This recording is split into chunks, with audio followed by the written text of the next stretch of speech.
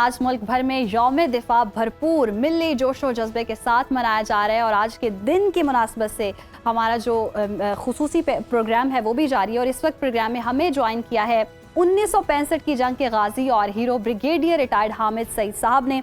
Sir, सबसे पहले तो बहुत शुक्रिया आपके वक्त का। वेलकम टू सुनो पाकिस्तान। और जिस तरह से हम आज 1965 की जंग का जिक्र कर रहे हैं, तो आप उस वक्त क्या कर रहे थे, कहाँ मौजूद थे, किस सेक्टर पर तैनात थे, क्या जिम्मेदारियां थी? मैं उस वक्त सियालकोट सेक्टर में था जी।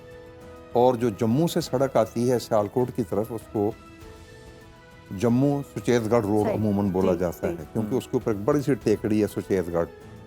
और वहाँ पे जंग के रोज़, जिस दिन जंग छिड़ी, इंडियंस ने वहाँ अपना operational group, O group order वहाँ से उन्होंने दिए, दिखाई दे रहे थे वो हमें।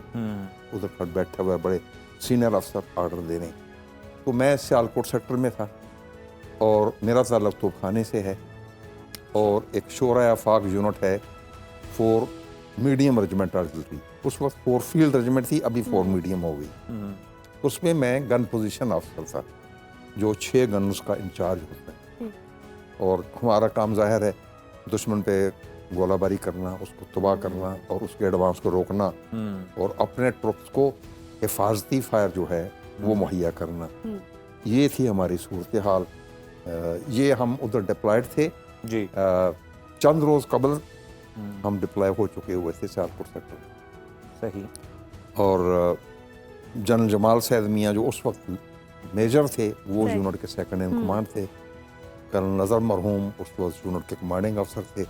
बाकी जैसे जैसे अफसरों का सिलसिला आगे बढ़ेगा तो सर, आज के मतलब नौजवानों ने ये विटनेस कर लिया जिस तरह से हमने मार्का हक में ऑपरेशन बुनियाद मरसूस में अपने दुश्मन को शिकस्त दी। सर, ज़रा आप इसको भी उसके साथ थोड़ा सा कंपेयर करें 1965 की वॉर के साथ। क्या उस वक्त, क्योंकि दुश्मन तो मकार है, हमेशा रात की तारीकी में हमला करता है हमारा, वॉर स्ट्रेटजी उनकी क्या थी? आप लोगों ने किस तरह से भांपा कि दुश्मन के असल इरादे क्या हैं और फिर उनको भांपते हुए दुश्मन को शिकस्त दी? सन 65 में यूं हुआ था कि सियालकोट से पहले भारत ने लाहौर पे हमला किया। मकसद ये था कि लाहौर की अहमियत के पेश नज़र हम अपने रिजर्व दस्ते, जो महफूज दस्ते हैं, उनको लाहौर की हिफाजत के लिए यहाँ मूव कर दें। तो सियालकोट में दस्तों की कमी हो जाएगी। तो फिर वो सियालकोट पे हमलावर हुए। यहाँ उन्होंने 6 सितंबर को हमला किया। सियालकोट में उन्होंने 7 और 8 सितंबर की रात को हमला किया, पौने 11 बजे। पौने 11 बजे, ठीक है जी। और उनका इरादा ये था कि वो इधर से गुजरते हुए, सियालकोट से गुजरते हुए आगे, मुख्तलिफ मैं तफसीलात को छोड़ता हूँ, वो वजीराबाद पे जाके जीटी रोड को काटना चाहते थे और इधर शाहज़ारा के ऊपर जीटी रोड को काटना चाहते थे ताकि पाकिस्तान 3 हिस्सों में मुनक़सिम हो जाए। ठीक है जी। ये पेपर के ऊपर बहुत ही ख़तरनाक प्लान था, कागज़ के ऊपर ये बहुत उम्दा और बेहतरीन प्लान था। लेकिन दुश्मन ने जिस चीज़ को मद्देनज़र नहीं रखा वो ये था कि हमारे जो जवान हैं, हमारे जो फौजी हैं, जो हमारे अफसरान हैं, हमारे सरदार साहिबान हैं, उनका जज्बा क्या है अपने मुल्क की हिफाजत के लिए, और वो किस तरह अपने सीने आपके सामने तान के खड़े हो जाएं कि गोलियां हमें लग जाएं, हम आपको आगे नहीं बढ़ने देंगे। ये चीज़ काबिल ज़िक्र थी और इसी चीज़ ने दुश्मन को नाकाम कर दिया। यहाँ ये जिक्र करना भी मुनासिब होगा, उस वक्त पाकिस्तान की टोटल आर्मी की स्ट्रेंथ 3 लाख थी, जिसमें 2,60,000 इधर था और 40,000 ईस्ट पाकिस्तान में था, जो अभी बांग्लादेश है। तो अब 2,40,000 की स्ट्रेंथ के साथ आप दुश्मन की 6-7 लाख की फौज का मुकाबला कर रहे। तो बाद में जब ये दुश्मन नाकाम हो गया तो उन्होंने इंडियन पार्लियामेंट में, मैं वो बात कर रहा हूँ जो मुसद्दिका है, इंडियन पार्लियामेंट में ये सवाल उठाया गया कि हमारी इतनी ज़्यादा स्ट्रेंथ थी, इतने हमारे वसाइल थे, जहाज़ भी हमारे पाकिस्तान की निस्बत बहुत ज़्यादा थे तादाद में, टैंक भी ज़्यादा थे, तो कैसे हम नाकाम रहे अपना मकसद हासिल करने? पार्लियामेंट में जो ऑफिशियल जवाब दिया गया कि हमें 2 चीज़ों ने सरप्राइज़ किया। एक, हम तवक्को नहीं करते थे कि पाकिस्तान का तोपखाना इतनी बेहतरीन और नपी तुली फायरिंग करके हमें रोकने की सलाहियत रखता है।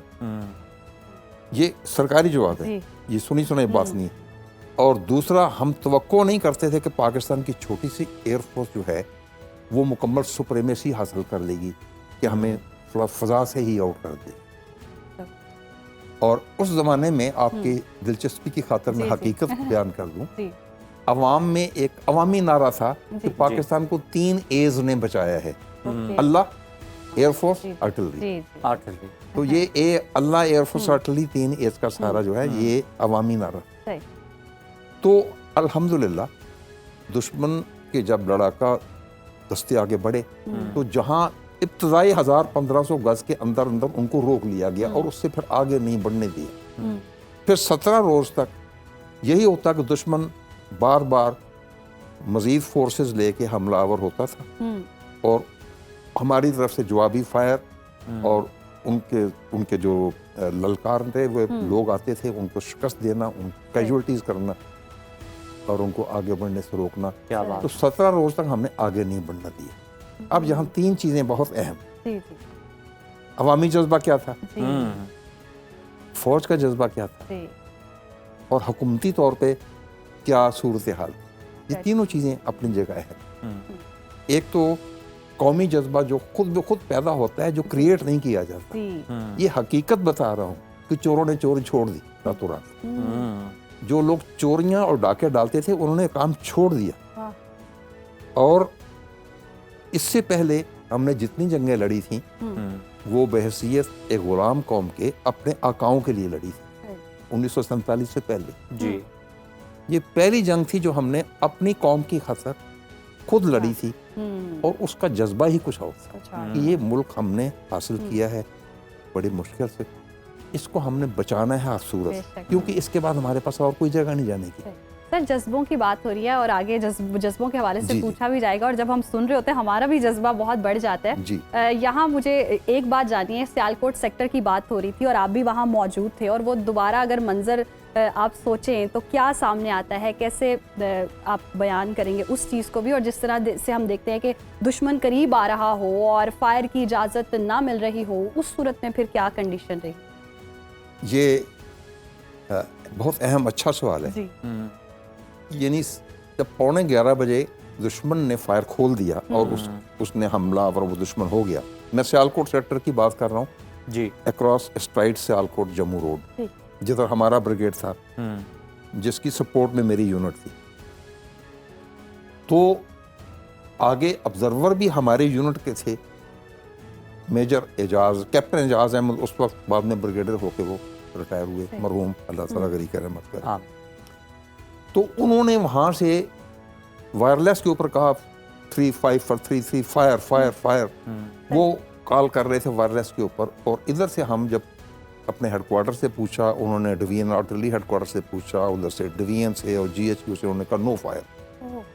हम इस इलाके में, इस सेक्टर में हमला आवर को हम इस समय यानी हम यहाँ पे एक नया मुहाज नहीं खोलना चाहते उनके ख्याल में। ये ख्याल कि जी दुश्मन थोड़ी शूशा कर रहा है, कुछ नहीं, एकदम नया महाज नहीं खोलना। बड़ी दिलचस्प बात है।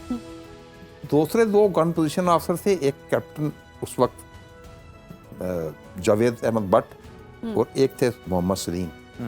तो हम में सबसे जो तीखे थे ना मिजाज के, अच्छा। वो जावेद अहमद भट्ट थे।